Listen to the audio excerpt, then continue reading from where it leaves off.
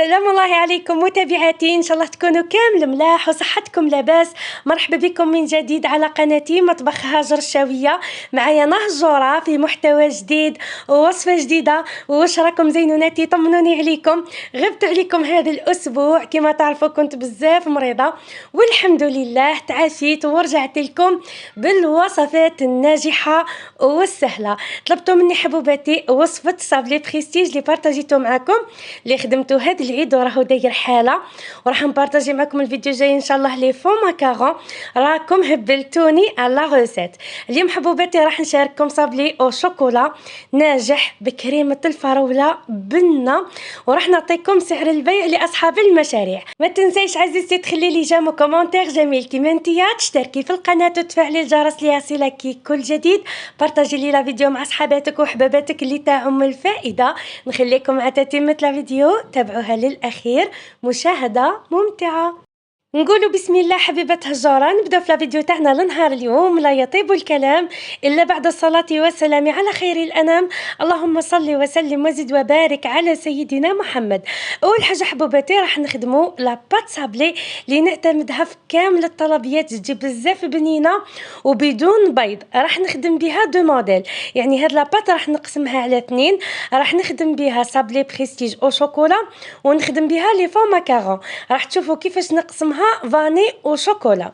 بالنسبه للمقادير تاع لاباط نتاعنا نحتاجو ل 500 غرام زبده طريه، عندنا كاس سكر عادي، 2 كؤوس نتاع كاوكاو يكون محمص ومرحي، 4 ملاعق كبار مربى ولا عسيله، 2 ملاعق كبار كاكاو بني، عندنا كيس نيسكافيه ولا لاغوم تاع القهوه، عندنا ملعقه صغيره نتاع خميره كيميائيه، قرصه ملح، وحوالي 700 غرام نتاع فرينه. اول حاجه زينوناتي راح نجيبو 500 غرام تاع زبده تكون طريه بحراره المطبخ. انا نستعمل لابيل انت حبيبتي اخدمي بالزبده اللي مولفه تخدمي بها. نحطوا عليها ملعقه صغيره نتاع لافاني وكاس نتاع سكر كريستاليزي، ماشي سكر كلاصي. هاد لاباط تخدم بالسكر كريستاليزي وتجي ولا اروع، وبدون بيض وتجي حكمه روحها. هنا راح نحطوا 4 ملاعق كبار نتاع عسل ولا كونفيتور، يعني راني خدمت معكم من قبل هذا الوصفه وحطيت لها الكونفيتور يعني ونفس النتيجه. ما تنساوش دائما قرصه تاع الملح في كامل حلويات نتاعكم باش يجوكم بنان وما يجيوش صامتين. نطلعوا هذيك الزبده والسكر بالباتر، يعني هذه الوصفه رانا خدمناها بالسكر كريستاليزي، لازم نطلعوها مليح بالباتر. الزبده والسكر لازم يمتزجوا تري بيان باش تضيفوا باقي المكونات مع هذيك العسيله. طبعا هنا حبوباتي راني خلطت مليح الزبده تاعي والسكر بالباتر حتى تشوفوا لا تيكستور ولا كولور تاع هذاك الميلونج اللي خدمته تبدل وتحصلته على منقار العصفور. هنا زينوناتي راح نجي نضيف 2 كؤوس نتاع كاوكاو يكون محمص مليح ومرحي متوسط، يعني حبيبتي ما ترحيش بودغ وما تخليهش خضر، لازم تحمصيه مليح باش يمد لك هذيك البنه الهايله في لاباط نتاعك. هنا زينوناتي نزيدو نخلطوا هذاك الكاوكاو بالباتر باش يدخل مليح في لو ميلونج تاعنا.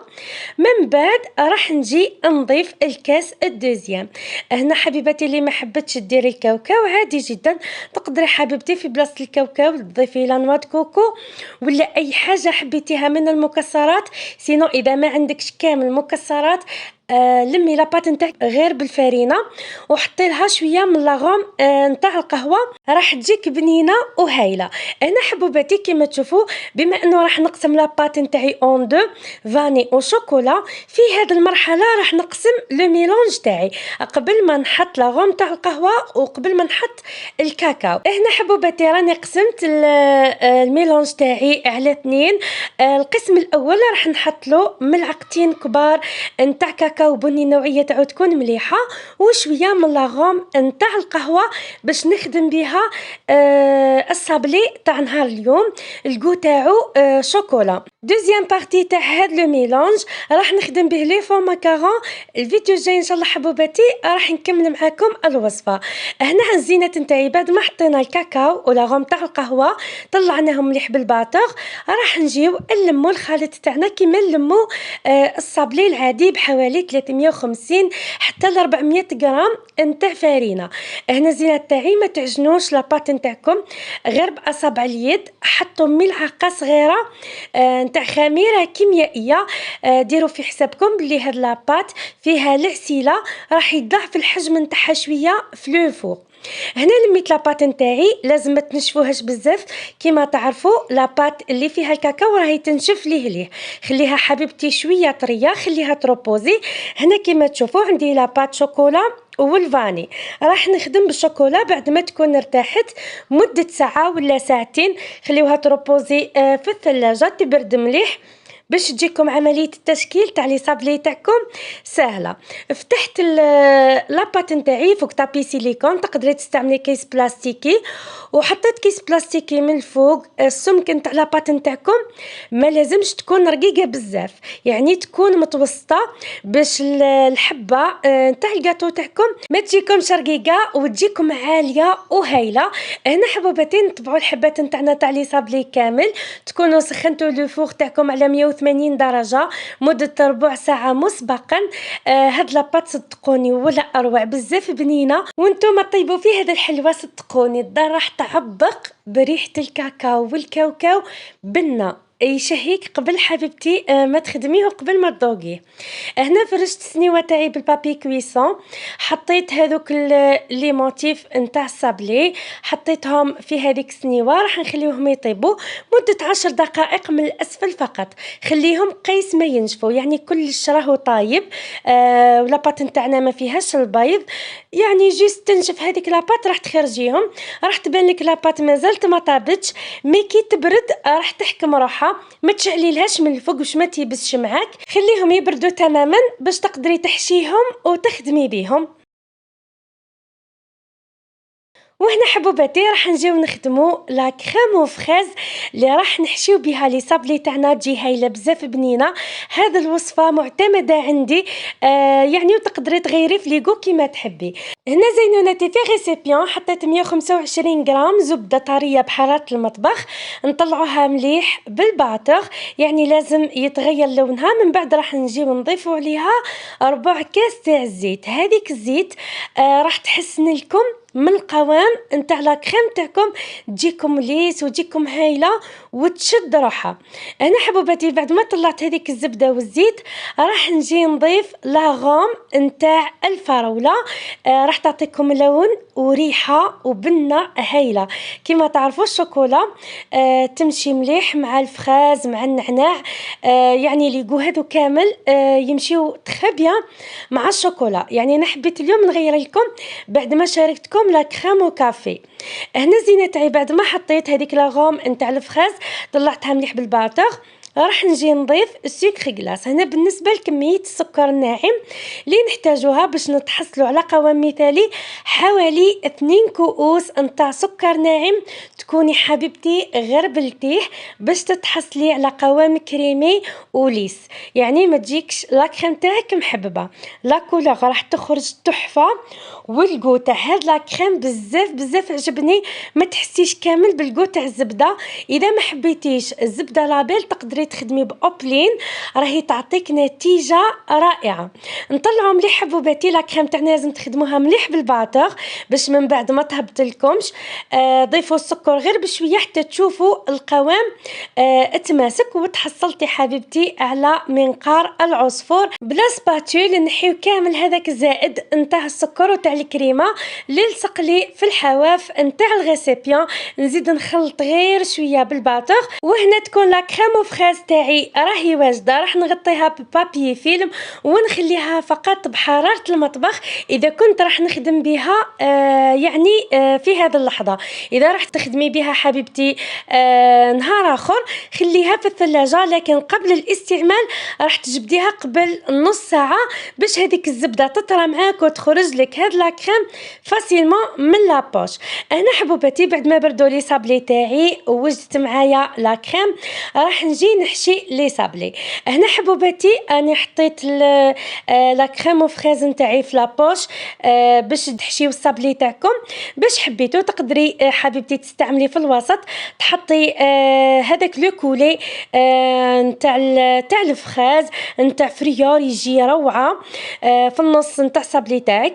هنا مفيني الحبيبات نتاعي كامل نتاع لي صابلي نخرج منهم الهواء نفينيهم مليح حبوباتي ونحطهم في الثلاجه مده نص ساعه لو طون نكون ذوبت فيه الشوكولا. خاصه اذا الجو حار ناكد عليكم حطوا الصابلي تاعكم يبرد مليح ما تخليوهش يتجمد في المجمد لكن حطوه في الثلاجه يبرد باه تغلاصيوه بالشوكولا. هنا زينه تاعي راح نفيني كامل الحبيبات نتاعي تاع الصابلي من بعد راح نرجعوا كيف نغلاصيوهم بالشوكولا. ما تروحوش بعيد راح نرجع معاكم.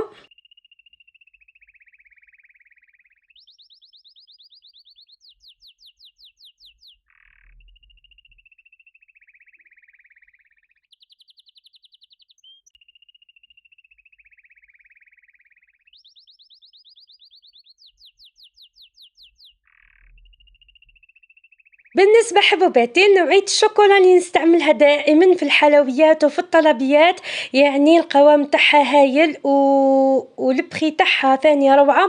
والبنه ما نحكي لكمش انا نخدم ديما بالوجدان بالحليب. هنا عندي 2 طابلات نتاع شوكولا قطعتهم ذوبتهم في حمام مائي نحطوا لهم لكل طابلات راح نحطوا لها ملعقه كبيره تاع زيت يعني حطيت 2 ملاعق كبار نتاع زيت نخلطوا مليح هذيك الزيت والشوكولا. من بعد راح نجيو نغلاصيو الحبيبات نتاعنا نتاع الصابلي.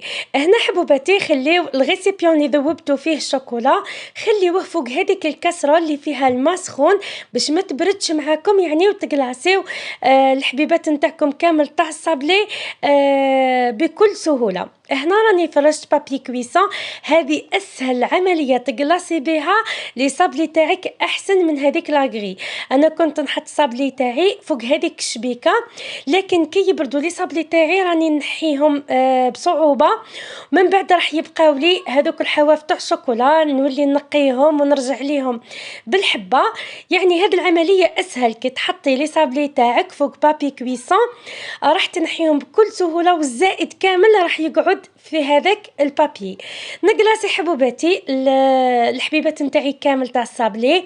هنا 2 طابلات راح يغلاصيو لكم حوالي 50 حبه كل طابلات تغلاصي لكم 25 حبه تاع صابلي يعني اذا حطيتوا لها ملعقتين كبار نتاع الزيت وعرفتوا كيفاش تغلاصيو الجاتو تاعكم. هنا حبوباتي راح نغلاصي كامل الحبيبات نتاعي تاع الصابلي. من بعد راح نجي نخدم معكم هذا الموتيف اللي راهو داير حاله هذا العام نتاع القلوب يعني الحق يعني النتيجه جات تحفه بصح راح تتعبوا معاهم يعني يديو لكم الوقت راح تحطوا كل حبه تبرد تنحيوها وقدره تتكسر معاكم تزيدوا تحطوا حبه واحده اخرى. وبما اني حكمت هاد لا كوموند يعني ما صلحتليش كيفاش نبدل في التام ولا نخدمها بلا باتا سكر يعني لا كولور تاع الشوكولا ما تخرجش كيف. هنا زينه تاعي راني حطيت الشوكولا في هذا المول تاع السيليكون راني شريته ب25000 راهو متواجد عند اللي يبيعوا كامل الدوزان تاع الحلوه. حطيته برد في المجمد مده 10 دقائق ونحيته يعني خدمت حوالي 30 حبه ما جيت نكملهم ما نحكي لكمش يعني النتيجه اللي قلت لكم تحفه. هنا حبوباتي بعد ما يكون الصابلي تاعكم برد وهذوك لي موتيف ثاني خدمتوهم ووجدتوهم راح نجيو نلصقوهم بشويه تاع شوكولا. بالنسبه للعقاش اللي نحطوه في الوسط بزاف قالوا لي الجوره باه نلصقوه استعملي حبيبتي لا كول اليمونتير راح يلصق معك فاسيلمون هذاك العقاش وخيروا الحجم تاعو يكون متوسط ما يكونش العقاش كبير ولا صغير بزاف باش الشكل تاع الجاتو تاعكم يجيكم اشباب. نخلي هذيك لا كول تنشف مليح هذاك العقاش يلصق نحط لي صابلي تاعي في لي كيسات ونقدمو. شوفوا لي الشكل بزاف بريزونطابل شكل احترافي يعني وهذا الموديل راهو داير حاله هذا العام في الافراح والمناسبات. الكميه اللي تحصلت عليها النصف نتاع لاباط اللي خدمت بها تحصلت على حوالي 35 حبه. بالنسبه لسعر البيع تاع هذا الصابلي الحبه دارت 9000 انت حبيبتي انت حسب السلعه اللي خدمتي بها. هذو لي بوكس اللي خدمتهم في العيد للزبوناتي فرحوا بهم بزاف. فيهم مقروض الكوشه، كروكي المحقن، وغريبيه الكاوكاو، صابلي بريستيج، لي فون ماكارون، وصابلي او كونفيتور. البري تاع هذا البوكس دار 250 الف. زبوناتي كانوا بزاف فرحانات به، ان شاء الله بالصحه والهنا. ان شاء الله حبوباتي تجربوا الوصفه تاع نهار اليوم وتنجحوا فيها. راح نشارككم الوصفه تاع لي فون ماكارون الفيديو الجاي. تهلاو حبوباتي، ما تنساوش تخليو لي جيم كومونتير، تشتركوا في القناه وتفعلوا الجرس ليصلكم كل جديد. نقول لكم حبوباتي تهلاو لي بزاف في روحكم. هجوره تحبكم والسلام عليكم.